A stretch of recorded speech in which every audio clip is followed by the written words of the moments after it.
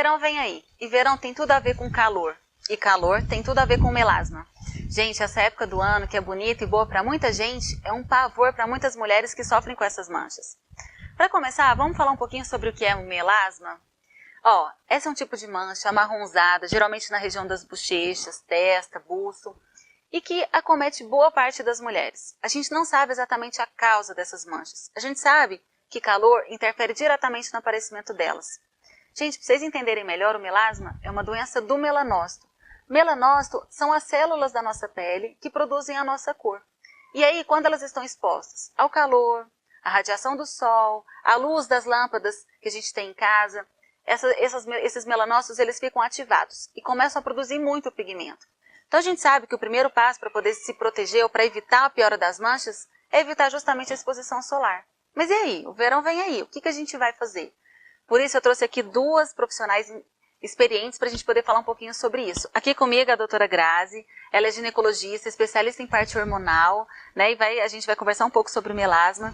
E aqui eu tenho uma excelente maquiadora que é a Fernanda. Afinal de contas, um dos maiores aliados do melasma, gente, é a maquiagem também, né, Fernanda? A gente sempre tem que ter algum recurso ou uma carta na manga quando precisa, não é?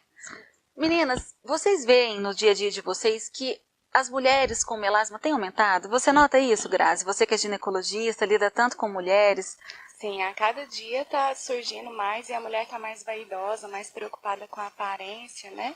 E na minha especialidade, na parte de hormônio, a associação com o uso de anticoncepcionais, que então isso daí aumenta muito, elas estão mais preocupadas mesmo. Eu vejo as mulheres muito. E assim, você nota uma piora muito grande das manchas no período gestacional?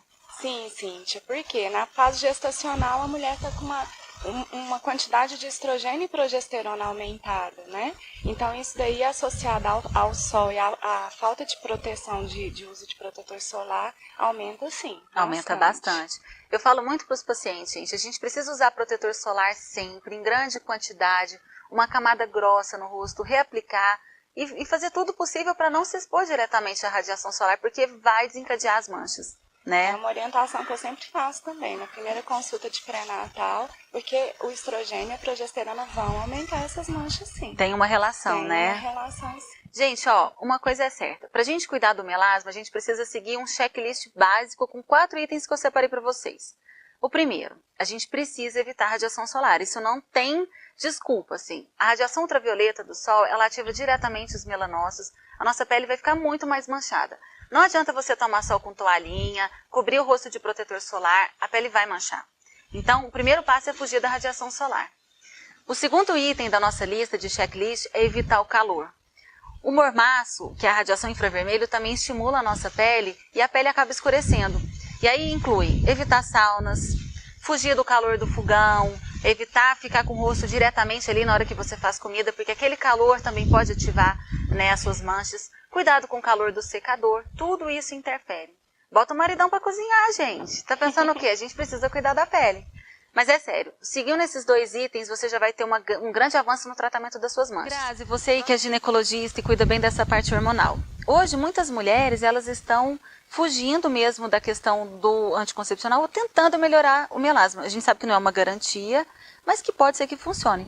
Quais são as alternativas que as mulheres têm hoje para poder ter um método contraceptivo sem ter tanto hormônio no corpo? Eu acho que primeiro, Cíntia, a gente tem que tentar entender quais os métodos contraceptivos, porque quando fala em anticoncepcional, a paciente pensa só naquela pílula que ela ingere, combinada, que tem o estrogênio e tem a progesterona, né? Certo. Ela tem que entender isso.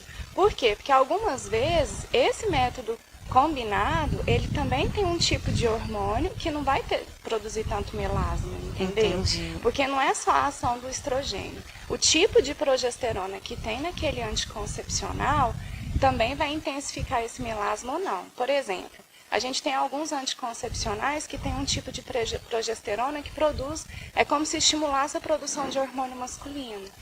E esse hormônio masculino, sim, vai intensificar esse melasma que a paciente apresenta. Então, às vezes, trocando o anticoncepcional, Exatamente. já consegue modular. Exatamente, por isso que a gente tem que individualizar cada paciente, né? O anticoncepcional não aprende com a vizinha, não aprende com a amiga, você tem que ir no especialista para saber qual tomar. Além disso, a gente tem outros métodos sem hormônios, que é o DIU de cobre, né? O DIU de cobre, antigamente, ele era contraindicado para mulheres que não tinham filhos, mas hoje em dia não tem essa contraindicação mais, então está liberado. O único cuidado que a gente tem que ter é de avaliar o tamanho do útero da paciente, né? A gente tem outros métodos que têm hormônio, mas em menor quantidade, mas que também tem que ser usados com cautela. Por exemplo, o dispositivo intrauterino, Mirena, né? Só que o Mirena, ele tem um pouquinho de progesterona, e o tipo de progesterona que tem no Mirena, em algumas vezes pode aumentar a chance, sim, de melasma, de acne, de oleosidade. Então, a gente tem que ter essas cautelas quando vai orientar. Outros dispositivos, outras opções que a gente tem não orais, né? A gente tem o adesivo e a gente tem o anel vaginal. Só que esses dois também têm o estrogênio e tem a progesterona. Entendi. E o tipo de progesterona que tem nos dois também, às vezes, pode aumentar o melasma. Então, a gente tem que individualizar muito cada caso e ver, testar. Né? Medicina não é igual matemática, então a gente tem que testar. E é bacana isso. Hoje a gente vê mesmo uma tendência. Gente, a gente tem que ver em cada paciente o que dá certo, porque aí provavelmente você vai estudar a tendência da pessoa de ter retenção de líquido ou não, de ter acne ou não, de ter o melasma ou não, para poder escolher o melhor método, né? Porque às vezes o que é bom para mim não é bom, né, para outro paciente. Eu adotei o DIU de cobre há muitos anos e eu acho que foi um benefício para mim com relação às manchas, inchaço, né? Eu adorei, aumenta um pouco o volume menstrual, né? O sangramento, mas também a gente nada demais. Eu acho que a gente individualiza. Se a paciente tem um ciclo regular, não tem muita cólica, não tem sinal de endometriose, o DIU de cobre é perfeito. É bom. Hoje em dia tem se falado muito na mídia a respeito de trombose, né? A respeito que o hormônio diminui o ganho de massa magra. E o DIU de cobre não tem nada disso. Então, você não mexe no seu corpo tanto, né? Isso que é bacana. Eu acho o DIU de cobre, assim, excelente. Tá vendo, gente? Quem tem melasma, uma das alternativas é procurar o seu ginecologista para ver se o que você está usando está adequado ao seu estilo de vida, a pele que você tem, né? Ao que você procura. Que é uma coisa que às vezes a gente não atenta tanto, né? Gente, o verão tá chegando e o nosso cuidado com a nossa pele precisa se intensificar. O melasma tá aí, a gente não quer ter a pele manchada, então todo cuidado é importante. E olha que interessante, a gente estava aqui conversando no intervalo, né, Grazi? Você estava me falando que você vê que as gestantes, quando estão grávidas de homens, a pele mancha mais? Mancha mais. É muito interessante, porque na fisiopatologia, né, toda grávida tem um aumento de estrogênio e progesterona.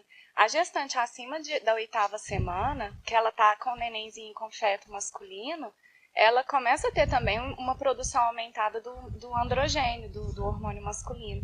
E isso daí aumenta, sim, melasma, aumenta a manchinha na barriga, escurece mais a genitália, o mamilo, né? E deixa a pele mais oleosa também. Então é muito interessante, assim, a gestante que está grávida do sexo masculino, todas têm que ter cuidado, né? Mas a do sexo masculino mais ainda. É interessante porque assim, o melasma, ele tem relação com vários hormônios, a gente não sabe identificar exatamente onde está, porque a gente vê que homens também têm, né? 10% dos casos de melasma são em homens. Mas eu vejo que entre os homens também tem aumentado. Então, assim, onde está a chavinha do negócio que é difícil, né? Que é interessante sempre fazer uma avaliação hormonal, né? A gente tem que ir nos diagnósticos diferenciais, a gente tem que avaliar um hipotiroidismo, tem que avaliar um Cushing, avaliar uma síndrome metabólica que pode estar discorrendo para um ovário policístico, né? Sem falar que ainda vem as espinhas, às vezes, dependendo da alteração hormonal, espinha também mancha a pele, né? Espero que vocês de casa tenham gostado, nosso programa vai ficando por aqui. Eu te vejo semana que vem. Tchau!